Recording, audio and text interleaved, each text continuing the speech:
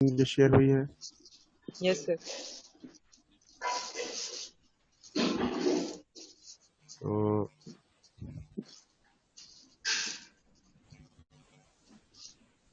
हम स्टार्ट करते हैं आज का topic grams law of diffusion.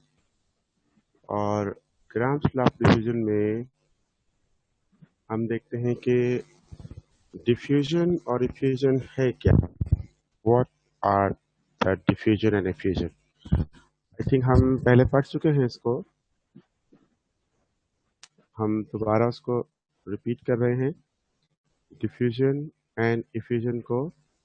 और अभी आपको सामने एक पिक्चर भी दिख रही है, उसमें भी हम इसको देख रहे हैं कि किस तरह से हम उन दोनों को डिस्टिंग्विश कर सकते हैं, डिफ्यूजन और इफ्यूजन को। डिफ्यूजन में हमारे पास है intermixing of gases. Intermixing of gases means के ये हमारे पास गैस वन है इस साइड पर, ये गैस टू है इस साइड पर, और ये स्पेस है जहां से वो इंटरमिक्स हो सकती हैं इजीली।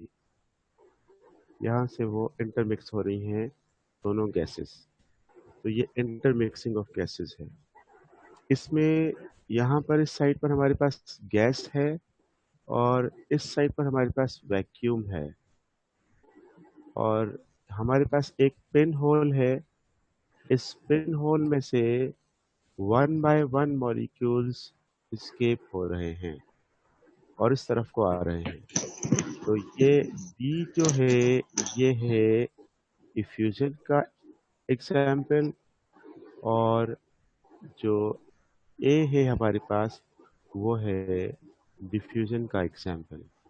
तो इस तरह से डिफ्यूजन और इफ्यूजन, इन दोनों को हमने यहाँ इस फिगर में शो किया है कि किस तरह से हम डिफ्यूजन इफ्यूजन को कर सकते हैं। तो ये हुए डिफ्यूजन एंड इफ्यूजन। अब इस जुबैर, वो कौन है?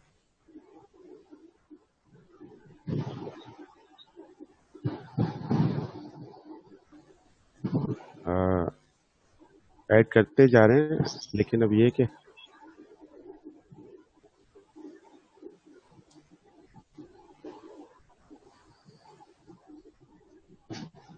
जी हम चलते हैं आगे, कंटिन्यू करते हैं अपने टॉपिक को।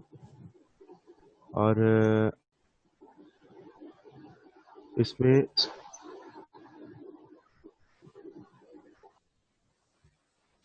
इसमें जो है डिफ्यूजन इफ्यूजन से आगे हम चलते हैं। डिफ्यूजन इफ्यूजन हो गया, इसके बाद फिर हम देखते हैं आगे कि रेट ऑफ डिफ्यूजन और इफ्यूजन जो कहता है,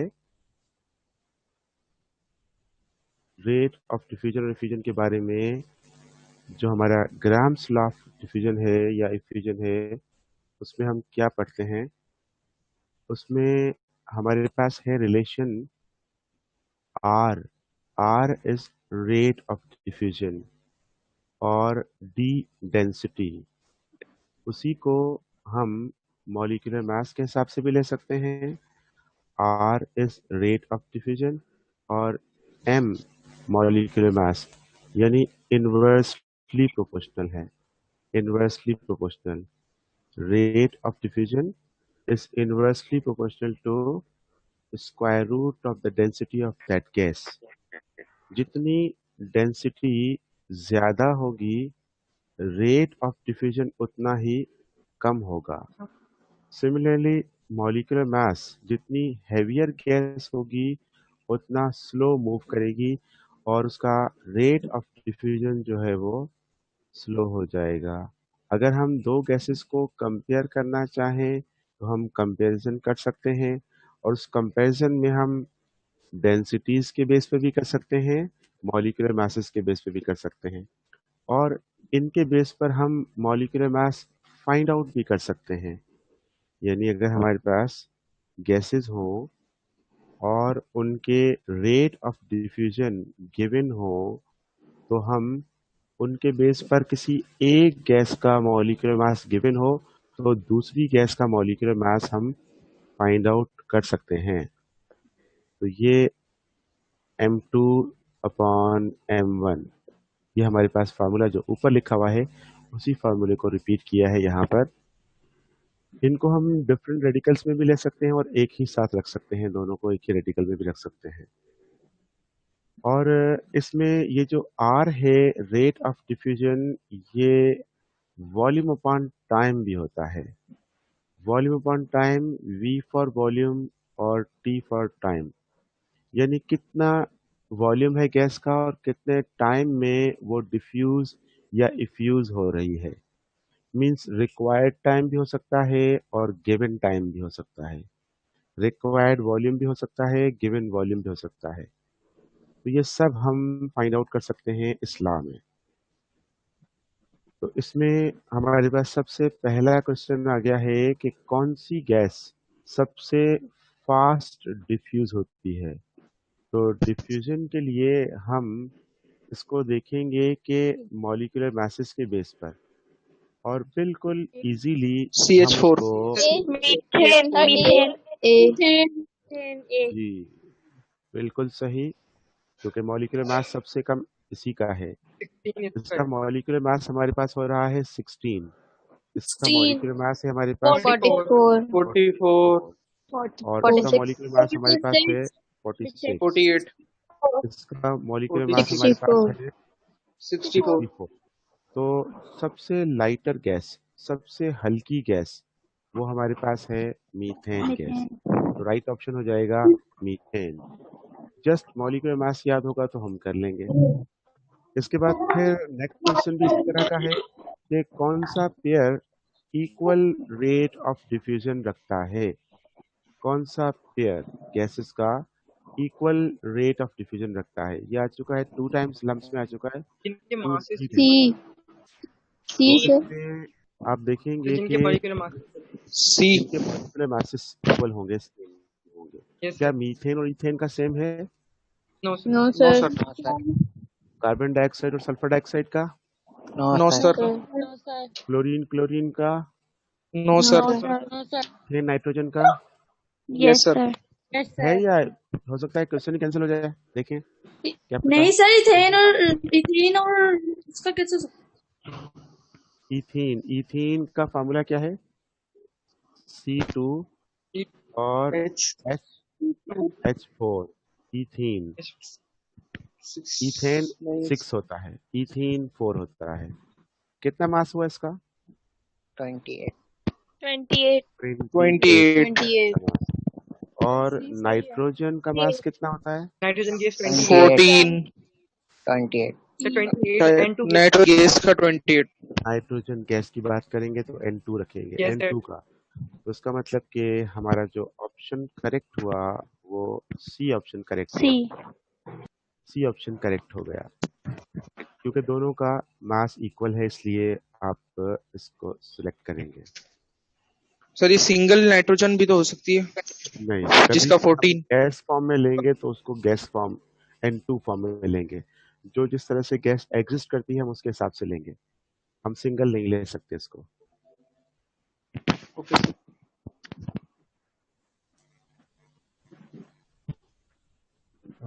स्क्रीन सामने है आपके? Yes sir.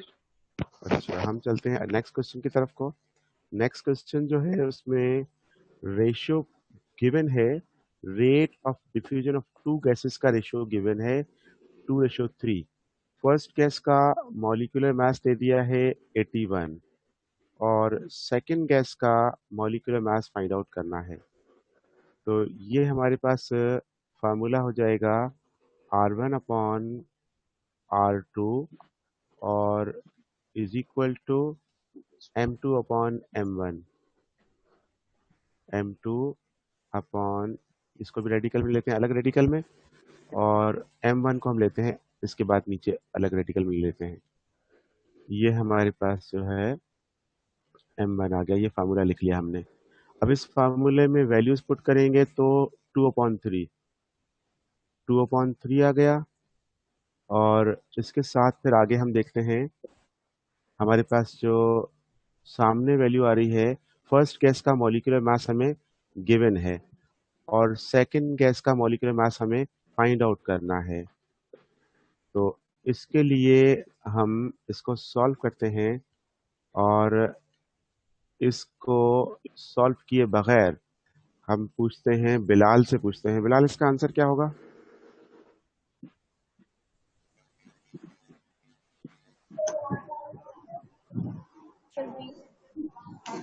बिलाल इसका आंसर क्या होगा। सर नन ऑफ देम होगा। हाँ सर 36 नन होगा। ऑफ देम होगा। 36। 36 सर 36। चले भाई, बिलाल तो अभी कैलकुलेट कर रहे हैं जब तक बच्चों ने सर आंसर कर क्योंकि लिया है। क्या बोलते हैं सिक्स, इसका सिक्स आंसर आएगा ना। देखिए सर 9 आया ना, 36 आ रहा है। नहीं देखिए M2 9 से आया है, रेडिकल ये हटाएंगे 9 ना चला सर। जाएगा इधर, 9 गया इधर, और अब आपके पास जो है वैल्यू आ जाएगी 2 इंटू 9 अपॉन 3, और ये आपके पास इसका आंसर क्या आ जाएगा, इसको कैंसिल 6 करेंगे 3 6 और ये कैंसिल हो गया। तो इसमें आपके पास जो है अब है सर 36 आंसर है। रेडिकल है सर। M2। जब रेडिकल को हटाएंगे उस तरफ स्क्वायर हो जाएगा, तो 3 टू 6 36। स्क्वायर 36, और 36 हमारा है बी ऑप्शन। आई होप कि समझ आया होगा क्वेश्चन ये आपको। Yes sir. क्लियर? जी सर। समझ आ गया तो हम चलते हैं आगे। इस तरह का एक सवाल और भी नीचे दिया हुआ है, इस तरह के और क्वेश्चंस भी आते रहते हैं। इस तरह का क्वेश्चन एक बुक में भी है, वो यहाँ नहीं लिखा, उसमें रेशियो दिया है 1.5:1, और फर्स्ट गैस का मास दिया है 16, सेकंड गैस का फाइंड आउट करना है। तो उसको हम करेंगे आगे, आप खुद कर लेंगे, बुक में देख लेंगे, एग्जाम्पल दिया हुआ है सर आप पास थोड़ी और टकरी जी। आवाज ये थोड़ी 2 अटक। सवाल आ रहा है। आवाज, आपकी आवाज सही नहीं आ रही, बाकी बच्चों की आवाज बिल्कुल क्लियर आती है। अनीक आपके पास शायद कोई प्रॉब्लम है जी। अच्छा देखिएगा, what will be the ratio of rates of diffusion of methane and sulphur dioxide. Methane और सल्फर डाइऑक्साइड, इन दोनों के मासेस को लेंगे और इनके रेशियोज को देखेंगे। तो R1 अपॉन R2, और इसमें ये हो जाएगा हमारे पास M2 upon M1, sir B answer होगा। M2 upon M1। इसमें जो हम ये ले रहे हैं, तो कौन सी वैल्यू को कहाँ रखेंगे हम? M2 सल्फर डाइऑक्साइड का मास कितना है? तो सल्फर डाइऑक्साइड का मास ऊपर आएगा, ऊपर आएगा। M2 में यस, सल्फर डाइऑक्साइड, हम M1 में हैवियर गैस को हमेशा रखेंगे ऊपर, और लाइटर गैस को रखेंगे हम, और हम चाहें तो हम इन दोनों को यहीं पर डिवाइड करके फिर रेडिकल ले लें, या फिर इनको रेडिकल लेकर उसके बाद डिवाइड कर दें, जैसे आपको सही लगे। क्या करेंगे हम, अगर हम रेडिकल से सर बाहर रेडिकल निकालते हैं, निकाल लेंगे पहले। रेडिकल से निकालेंगे तो क्या आएगा? 8/4 आ जाएगा। 8/4 8/4। 8/4 मीन्स 2:1। 2/1। 2:1। 2:1 है हमारे पास ऑप्शन में। यस यस सर है। बी ऑप्शन हमारा जो है 2:1 का है। बिल्कुल ठीक। तो इस तरह से क्वेश्चन आपके पास बुक में हैं, कोई भी दो गैसेस दे दी हैं और उनको कंपेयर करना है। ये बहुत आसान सा सवाल है, इसको मुश्किल ये दे सकते हैं कि gas A has molecular mass this, gas B molecular mass this, फिर ऐसे करके भी दे सकते हैं, थोड़ा सा चेंज करके। तो फिर उन मासेस को रख लेंगे आप। अब फिर हो सकता है पॉइंट में वैल्यू आ जाए आपके पास, ऐसा भी पॉसिबल है, क्योंकि कुछ क्वेश्चन दिए हुए हैं बुक वाले। तो बुक वाले तो आप सारे याद कर लीजिएगा, जो पॉइंट्स में जो टिपिकल कैलकुलेशन है उसको याद कर लीजिएगा। ऐसा ही ये सवाल ऊपर वाला रिपीट हो गया आई थिंक, है ना? Yes sir. रिपीट हो गया। क्या, इस क्वेश्चन को हम यहाँ से ओमिट कर देते हैं, हटा देते हैं, और इस क्वेश्चन की जगह पर दूसरा क्वेश्चन ले आते हैं।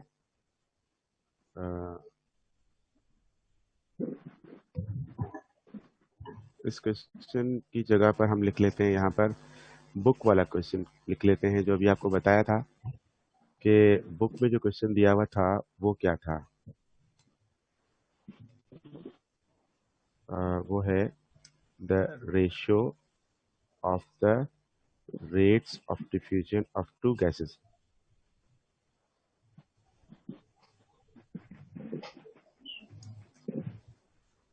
Two gases is 1.5 ratio 1. If molecular mass of first gas is 16, what will be the mass of second gas? ये हमने क्वेश्चन सिलेक्ट कर लिया और हमारे पास जो आंसर्स हैं वो आंसर आएगा 64 या फिर वो आंसर आएगा हमारे पास 6 या फिर वो आंसर आएगा हमारे पास 36 या फिर वो आंसर 36 हमारे पास आएगा 36 40। सी ऑप्शन डी बी 36 ये समझ आ गया? ये बुक में से देखकर बता रहे हैं? यस नहीं सर सर सॉल्व किया है। सॉल्व किया? फिर ठीक है, मुझे लगा मैंने बुक बता दी, आप लोगों ने फौरन बुक खोल लिए। क्योंकि ऑनलाइन क्लास में यही तो फायदा होता है ना आपको, बस तक टीचर क्वेश्चन पूछे, इधर उधर से पूछ के इधर उधर से आके आंसर जो है वो आ जाता है। चलिए वो तो हो गया ना, उसको सॉल्व करने की जरूरत नहीं है, हम आगे चलें। Yes sir. यस आगे चलते हैं और आगे हमारे पास कुछ और भी क्वेश्चंस हैं। उनमें से ये वाला क्वेश्चन देखते हैं। ये वाला क्वेश्चन मैंने आप लोगों को दिया हुआ है वर्कशीट में भी, और मैं भी आपको बता नहीं रहा हूँ कि कहाँ से लिया, नहीं तो फौरन आप वो बुक खोल के उधर से देखने लग जाएंगे। तो ये हमारा क्वेश्चन जो है इसमें वॉल्यूम दिया हुआ है। ये गिवन वॉल्यूम है for hydrogen gas and the same volume is for an unknown gas. The time is not given. तो हम वॉल्यूम जब दोनों सेम हैं तो वॉल्यूम्स को हम कैंसिल कर देंगे और हम लेंगे रेशियो। रेशियो जो दिया है वो दिया है एक 4 टाइम्स हाइड्रोजन का। तो अगर R1 फॉर हाइड्रोजन है तो हम M1 भी हाइड्रोजन ही रखेंगे। R1 कितना हो जाएगा 4 और R2 कितना हो जाएगा? R2 अननोन गैस है। अननोन गैस है तो हम रखेंगे ये X2। इस गैस का रेशियो क्या लेंगे हम? 1 लेंगे। ये 1 ले लिया और वो ले लिया हमने 4। तो इसके हिसाब से हम मालूम फाइंड आउट करेंगे molecular mass R1 upon R2 और is equal to M2 upon M1। तो रिक्वायर्ड क्या M2 है या M1 है? M2 1 आपकी मर्जी है, आप कोई भी रख सकते हैं ना। रिक्वायर्ड जो भी आप रखें आप उसके हिसाब से आपको आंसर सेम मिलेगा। अगर आपने M1 को रिक्वायर्ड रखा है तो फिर ये वाला जो R1 होगा ये 1 होगा। अगर आपने M2 को रिक्वायर्ड रखा है तो R2 की वैल्यू 1 होगी। तो आप उस तरह से रखेंगे कि ये R2 4 रखा है तो M2 मास रखेंगे 2, और अगर X2 रखा है 4 तो फिर उसके हिसाब से रखेंगे। आप देखिए अब ये R1 हमारे पास क्या हो गया? 4/1 ले रहे हैं हम, 4/1। तो हम यहाँ पर लेंगे मॉलिक्यूलर मास, लेंगे यहाँ पर हमारे पास M2 अपॉन 2 M2 अपॉन 2। 32 2 आ गया यहाँ पर। स्क्वायरिंग ऑन बोथ साइड करेंगे। स्क्वायरिंग ऑन बोथ साइड किया हमने, इसका भी स्क्वायर किया, इसका भी स्क्वायर किया हमने। तो हम देखेंगे कि ये रेडिकल से बाहर आ गया और इसका 30 स्क्वायर क्या मिल गया हमें? 16। 32 16 32 अपॉन 16 into 2 1 on 1 और इज इक्वल टू क्या आ गया हमारे पास? M2 upon 2 M2। M2 upon 2 M2 बाहर आ गया ये हमारे पास, बी और ये ऑप्शन अपॉन 2। 32 ये 2 क्रॉस मल्टीप्लाई में वहां जाएगा और 2 मल्टीप्लाई into होकर क्या आंसर 16 आ जाएगा? 32 32 ये B answer 32 32 हो जाएगा। वेरी गुड, 32 हो गया इसका आंसर। इसके बाद फिर हम देखते हैं आगे। नेक्स्ट क्वेश्चन जो हमारा है वो क्या है? हाइड्रोजन गैस डिफ्यूज होती है 6 टाइम्स फास्टर। वहां पर हाइड्रोजन इफ्यूज हो रही थी 4 टाइम्स फास्टर, यहाँ पर है 6 टाइम्स। ये लम्स का क्वेश्चन है, ये मेडिकल का क्वेश्चन है, उसका पुराना क्वेश्चन उसको यहाँ पर लिखा है हमने। तो R1 अगर हम रखते हैं हाइड्रोजन के लिए 6, तो ये हो जाएगा 1, और यहाँ पर हम रखेंगे जैसे हमने उसको लिया था उसी तरह से M2 M2/2 और M2/2 2 रख लेंगे। स्क्वायरिंग ऑन बोथ साइड करेंगे, क्या आएगा हमारे पास? 72 is the answer. 72 72 answer. 72 answer आ जाएगा। आई होप समझ आ गया होगा आपको। Yes sir. समझ आ गया या रिपीट करना है इसको? No sir. क्लियर है, ठीक है। हमने इसको ज्यादा सॉल्व नहीं किया, हमने उसी तरह से बस जस्ट देखा और हमने कर लिया इसको। हम नेक्स्ट क्वेश्चन की तरफ चलते हैं। नेक्स्ट क्वेश्चन हमारा जो है वो कौन सा है? अब नेक्स्ट क्वेश्चन हमारा है टाइम से इसी ला का, लेकिन टाइम से रिलेटेड है। हीलियम गैस की बात हो रही है। 4 सेकेंड टाइम दिया हुआ है, टी टाइम दिया है 4 सेकेंड, और वॉल्यूम दिया है 10 DMQ। तो इसको अगर हम लेते हैं T1 तो इसको लेंगे हम V1। How long would it takes to effuse sulphur dioxide from same container? मतलब सल्फर डाइऑक्साइड के लिए जब सेम कंटेनर है तो वॉल्यूम सेम हो गया और टाइम रिक्वायर्ड है। देखते हैं, अगर हमारे पास इन तीनों में से कोई आंसर नहीं निकला तो फिर डी नन ऑफ देम हो जाएगा। हमारे पास जो फार्मूला हो जाएगा वो हो जाएगा, हमने पीछे पढ़ा कि R is equal to V upon T, उसके हिसाब से V1 अपॉन T1 हो जाएगा। तो V1 अपॉन T1 के हिसाब से हमारे पास है 4 अपॉन 10। इसको सॉल्व नहीं कर रहे अभी हम। 4 अपॉन 10 और नीचे वैल्यू है कितनी आएगी? ये सही लिखा है उल्टा लिखा है? अरे उल्टा लिख दिया। Sir 10/4. Sir 10/4. जी Yes, sir, 10 हाँ, upon 4. बिल्कुल सही। हम इसको लेंगे 10/4। 10 वॉल्यूम अपॉन टाइम है ना, तो वॉल्यूम ऊपर Yes. और टाइम नीचे। तो ये हमने लिया 4। उसके बाद फिर नीचे क्या आएगा हमारे पास? 10 अपॉन 10 upon T आएगा। ये 10 अपॉन टी हो गया। और उसके साथ फिर हमारे पास जो दूसरी तरफ जो हमारे पास है वो है हीलियम गैस। हीलियम गैस का मास कितना है? 4. हम हीलियम गैस का मास नीचे रखेंगे या ऊपर रखेंगे? नीचे रखेंगे। नीचे रखेंगे हम, इसलिए नहीं कि लाइटर और हेवियर के बेस पे, इसलिए कि हमने हीलियम का रेट ऑफ डिफ्यूजन ऊपर रखा है तो क्रॉस में होना चाहिए। ये हीलियम Yes, का sir. टाइम ऊपर रखा है इसलिए हमने इसको नीचे रखना होगा। अब हमने इसको सॉल्व किया तो हमें क्या मिला? 8/2 8/2 और 10/4 इंटू क्या हो जाएगा? ये ऊपर जाकर रेसिप्रोकल T/10 हो जाएगा। ये हो गया 10 T/10। से कैंसिल। और यहाँ पर हमारे पास क्या आंसर आया है? 8/2. 2 आया है या 4 आया है? 4 होगा सर, 4। हाँ, इसमें हमारे पास ये होगा 4।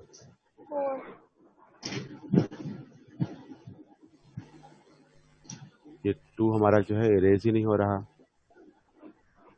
तो ये हो जाएगा हमारे पास। क्या लिखेंगे इसमें? 4 लिखने से समझ 4 लिख देते हैं हम, और हमारे पास जो है आ गया है time is equal to 4 into 4। I hope के कर लेंगे आप। ये दूसरा 4 कहाँ से आया? ये वाला 4 कहाँ से आया? 4 था ना 8/2 का सर, 8/2 का जो मास्टर्स को कैंसिल करके ये हो गया क्या आंसर? 16. 3, यानी ए ऑप्शन राइट हो गया। ठीक है, आई होप क्लियर हो गया होगा, समझ आ गया होगा। वैसे हीलियम और सल्फर डाइऑक्साइड में 4 टाइम का ही फर्क है ना, 4 टाइम फास्टर है हीलियम। 4 टाइम्स फास्टर के हिसाब से हमने टाइम को देखा 4, तो फिर 16 हो जाएगा उसका। सर इसे डायरेक्ट नहीं कर सकते अगर डायरेक्ट भी पता कर हो सकते हैं। फास्ट। डायरेक्ट भी कर सकते हैं हम।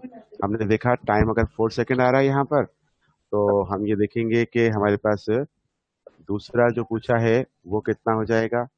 टाइम, ये वॉल्यूम को इग्नोर कर देंगे और सल्फर डाइऑक्साइड और हीलियम का हम रिलेशन ले लेंगे, उसके हिसाब से हम फाइंड आउट कर सकते हैं बिल्कुल। जी 16 सेकंड समझ आया कि हम नेक्स्ट ला कर लें। Yes sir. Yes, sir. Next जो हमारा ला है वो है Dalton's law of partial pressure. Dalton's law of partial pressure क्या कहता है? पार्शियल प्रेशर की बात करता है। पार्शियल प्रेशर का मतलब होता है इंडिविजुअल प्रेशर, किसी एक गैस का प्रेशर या अलग अलग गैसेस का प्रेशर। तो जो टोटल प्रेशर है किसी भी गैसेस के मिक्सचर का, वो actually sum of the partial pressures of the gases present in a mixture. कि हमारे पास जो डिफरेंट गैसेस प्रेजेंट हैं उनमें से हर एक का प्रेशर अलग अलग हो सकता है, depend upon their number of molecules. Number of molecules जितने होंगे उनके हिसाब से उनका प्रेशर बनेगा। टोटल प्रेशर जो होगा वो सम ऑफ द पार्शियल प्रेशर होगा। वो कैसे? जैसे अगर हमारे पास एयर है तो एयर में सबसे ज्यादा कौन सी गैस है? नाइट्रोजन। नाइट्रोजन। तो एयर में जो सबसे ज्यादा प्रेशर होगा वो किसका होगा? नाइट्रोजन का होगा, नाइट्रोजन क्योंकि का। नाइट्रोजन हमारे पास 78% है। 78% नाइट्रोजन होने की वजह से सबसे ज्यादा प्रेशर नाइट्रोजन का है। और अगर हम सीएनजी की बात करें तो सीएनजी में हमारे पास कौन सी गैस सबसे ज्यादा है? सीएनजी में 94.6% कौन सी गैस है? टेन। Helium. मीथेन गैस है। मीथेन गैस जो है वो है 94.6%। तो इस तरह से उसका प्रेशर सबसे ज़्यादा है, लेकिन बाकी गैसेस भी मौजूद हैं। तो जो आप परसेंटेज देखेंगे उन्हीं को नंबर ऑफ मोल्स सपोज करके और आप फाइंड आउट कर सकते हैं कि किसका प्रेशर ज़्यादा और किसका प्रेशर कम। अब हम देखते हैं कि इसका जो फार्मूला बनाया गया है वो जो हम ड्राइव नहीं कर रहे कैसे आया है, हम जस्ट ये देख रहे हैं कि ये इसका फार्मूला है। इसमें जिस भी गैस का पार्शियल प्रेशर फाइंड आउट करना होगा हमें, उस गैस का प्रेशर हम रखेंगे, मालूम करेंगे और टोटल प्रेशर रखेंगे हम, और उसको मल्टीप्लाई करेंगे हम किससे? टोटल प्रेशर को मोल फ्रैक्शन से। इसको मल्टीप्लाई करेंगे मोल फ्रैक्शन से। मोल फ्रैक्शन का मतलब है number of mole of gas divided by total number of moles. ये कहलाता है मोल फ्रैक्शन। तो मोल फ्रैक्शन से आप मल्टीप्लाई कर देंगे। इस मोल फ्रैक्शन को हम चैप्टर 7 में पढ़ेंगे और इसको एक्स से रिप्रेजेंट करते हैं, इस मोल फ्रैक्शन को। मोल फ्रैक्शन, ठीक है। तो मोल फ्रैक्शन से मल्टीप्लाई कर देंगे टोटल प्रेशर को, तो हमें मिल जाएगा पार्शियल प्रेशर ऑफ गैस। ये वाला पॉइंट बहुत बहुत ज़्यादा इंपॉर्टेंट है, इसको याद रखिए ताकि डायरेक्ट क्वेश्चन कर सकें। अगर किसी मिक्सचर में से किसी एक गैस का प्रेशर मालूम करना होगा तो हम देखेंगे जिसके नंबर ऑफ मोल ज़्यादा होंगे गैस के उसका पार्शियल प्रेशर ज़्यादा होगा। दोबारा सुनिएगा, number of mole of gas अगर ज़्यादा होंगे तो पार्शियल प्रेशर ज़्यादा होगा। सपोज हमारे पास 2 मोल्स हाइड्रोजन गैस के हैं, 3 मोल्स नाइट्रोजन गैस के हैं, 4 मोल्स ऑक्सीजन गैस के हैं। तो जिसके नंबर ऑफ मोल ज़्यादा उसका पार्शियल प्रेशर ज़्यादा। तो कौन सा ऑप्शन राइट हो जाएगा इसमें? Sir oxygen. Oxygen. Oxygen. C option इसका राइट हो जाएगा। सी ऑप्शन इसका राइट हो गया। 4 मोल्स ऑफ ऑक्सीजन आ गया इसका, तो इसलिए ये हो गया। इसी की जगह पर आपको ये वैल्यू जो है ग्राम्स में भी दे सकते हैं। ग्राम्स में अगर देंगे तो number of mole find out करने पड़ेंगे। ऊपर वाले क्वेश्चन को फिर नीचे रिपीट कर लिया। नीचे रिपीट करके क्या कह लिया, क्या पूछ लिया है? पार्शियल प्रेशर ऑफ नाइट्रोजन पूछ लिया है। ये नहीं कहा कि किसका ज्यादा होगा, जस्ट ये पूछ लिया किसके नाइट्रोजन का पार्शियल प्रेशर कितना होगा। तो अब हमें ये वाला फार्मूला अप्लाई करना पड़ेगा, ये वाला फार्मूला। इस फार्मूले के अकॉर्डिंग हम देखेंगे कि हमारे पास जो है नाइट्रोजन का प्रेशर रिक्वायर्ड है। तो नाइट्रोजन के प्रेशर के लिए हम क्या देखेंगे कि टोटल प्रेशर कितना दिया है हमें, दिया या नहीं दिया? 900 और 900 टॉर दिया है टोटल प्रेशर। तो ये हो गया 900 torr into 3 number of moles of nitrogen कितने हैं? 3 मोल्स हैं, तो ये आ जाएगा इंटू 3। और टोटल मोल्स कितने हैं, जरा वो देखिएगा कितने हो जाए टोटल मोल? 9 9। तो आंसर है इसमें या नहीं है? B. B answer B answer B इसमें होगा। आंसर बी इसका करेक्ट आंसर है हमारे पास। ठीक है, समझ आ गया? आगे चलते यस हैं। सर आगे चलते हैं, नेक्स्ट क्वेश्चन की तरफ चलते हैं कि आगे हमारे पास क्या है। बहुत थोड़ा सा काम और आगे है, एक सवाल और है बस, ये लास्ट क्वेश्चन है। इस लास्ट क्वेश्चन को करते हैं हम। हमारे पास है 4 कंटेनर्स। ये क्वेश्चन आपको दिया हुआ है बुक में, क्वेश्चन नंबर 12 चैप्टर 2 की प्रोग्रेस में, उसके जैसा क्वेश्चन है। और यस सर इसमें आप जनरल गैस इक्वेशन को अप्लाई कर सकते हैं। जनरल गैस इक्वेशन को अप्लाई करेंगे आप, और देखेंगे कि आपके पास जो वैल्यूज हैं, इन वैल्यूज को आप देखेंगे, पुट करेंगे आप इस फार्मूले में। इन वैल्यूज को पीवी आप पुट करेंगे B PV is an equal to N R T. PV is equal to N R T. ये तो बहुत मुश्किल एन नहीं इज हो इक्वल जाएगा काम? पीवी बनाना इसको क्या करेंगे, आपको मालूम करना है पार्शियल प्रेशर और वॉल्यूम कितना दिया है सबके लिए, इक्वल वॉल्यूम। इक्वल तो वॉल्यूम फिर कैंसिल, बराबर है आर की वैल्यू कैंसिल हो गई। तो फार्मूला क्या बचा आपके पास? P इज इक्वल टू क्या बचा? NT P is N2 equal to N and T बचा। NT अब ये हो गया आसान आपके लिए। इसमें नंबर ऑफ मोल्स कितने हैं आपके पास? नंबर ऑफ मोल्स कितने हैं फर्स्ट में? 4.02 2 मोल्स। यस, 2 मोल्स है। टेम्परेचर कितना है? 73 के 73 Kelvin तो इसको मल्टीप्लाई करना है 2 को किससे? 273 से मल्टीप्लाई करना है। कर सकते हैं आसान? 546 ओके, यहाँ पर 546 नंबर ऑफ मोल्स कितने हैं? 1 वन को मल्टीप्लाई करना है किससे आपको? 546 के 546 से मल्टीप्लाई करना है। 546 तो ये हो गए 2। अब थर्ड को देखते हैं। इसमें आपके पास कितना है नंबर ऑफ मोल्स? 0.5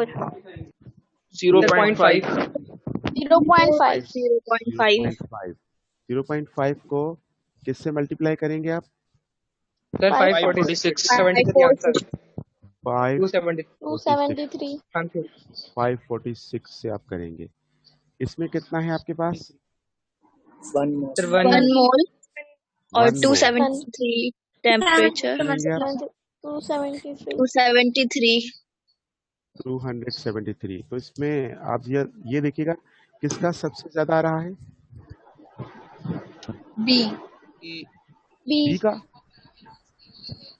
A और B का Yes, same sir. आया था ए और बी का Yes sir same, A B सी और डी का, सेम है C और D भी same बी का भी सेम है, ए और बी का भी सेम है।